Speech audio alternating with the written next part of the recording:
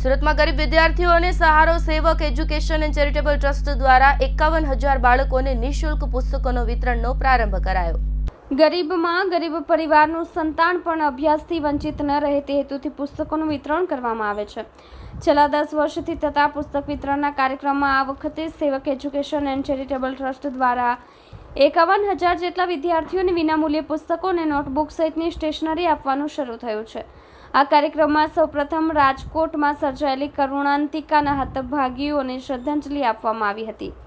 ટ્રસ્ટના ફાઉન્ડર વિજય ઘેલાણીએ કહ્યું કે 10 વર્ષ અગાઉ 40 વિદ્યાર્થીઓથી આ કાર્યક્રમની શરૂઆત કરવામાં આવી હતી, ત્યારે આજે ટ્રસ્ટમાં મોટી સંખ્યામાં લોકો જોડાયા છે।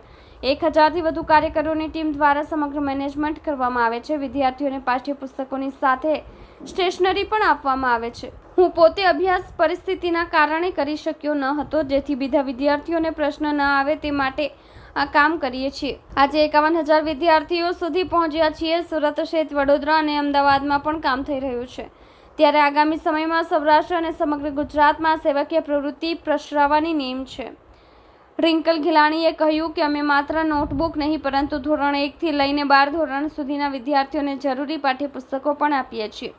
સ્ટેશનરીમાં A to Z વસ્તુઓ અપાય છે। નોટબુક, સ્ટેશનરી અને પાઠ્યપુસ્તકો શાળામાં ફરજિયાત જોઈતા હોય છે, ત્યારે આ વસ્તુ વિદ્યાર્થીઓને પહોંચાડવા અમે એક સરસ સિસ્ટમ બનાવી છે, જે પ્રમાણે કામગીરી કરવામાં આવે છે।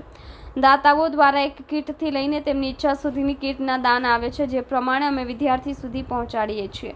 આ સિવાય વડીલોને ભોજન, વિધવાઓને પગભર થવાની સહાય સહિતના ઉમદા કાર્યો ટ્રસ્ટ દ્વારા કરવામાં આવે છે।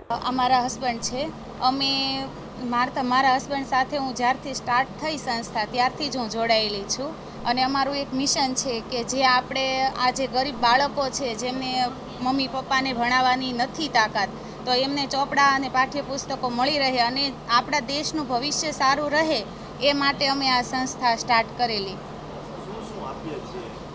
આપણે આમાં જો જનરલી આપણે જોઈએ કોઈ પણ મંડળ હોય કે એવું કંઈક ગામ તાલુકાનું કંઈ પણ હોય તો એમાં શું કે બાળકોને નોટબુક કે એવું કંઈક જ આપતા હોય, પણ આપણે પ્રોપર બાળકોને bag, colour, water colour, pouch, જે લંચ બોક્સ, પાણીની બોટલ સહિત બધું જ પહેલેથી A to Z stationery provide થઈ શકે એવું જ આપણે કામ કરીએ છીએ। તો એવું છે કે આપણી સંસ્થામાં ઓલું શું કે ઘણીવાર એવું હોય કે ફ્રીમાં હોય તો કોઈ વ્યક્તિની ગણતરી ના રહે, એમ કોઈ પણ આમ લિમિટ ના રહે, એટલા માટે આપણી સંસ્થામાં જે ફર્સ્ટ ટાઈમ ડોનેશન લેવામાં આવે છે એ ડોનેશન આપણે વૃદ્ધોને ભોજન કરાવવામાં યુઝ કરીએ છીએ એમ। તો એ ડોનેશનથી આપણું કાઉન્ટિંગ રહે કે આટલા બાળકોને આપણે આ વર્ષે કીટ રેડી કરવાની છે એમ।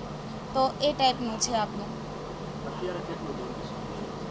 અત્યારે આપણે 3500 રૂપિયા ડોનેશન છે। શરૂઆત કરેલી ત્યારે તો બસ નોર્મલ જ્યારે 1100 રૂપિયા સમથિંગ જ હતી, અત્યારે 3500 રૂપિયા સમથિંગ થયું છે, પણ એ ટાઈપની આપણે ક્વોલિટી પણ સારી યુઝ કરીએ છીએ અને બાળકોને પસંદ પણ આવે છે એમ।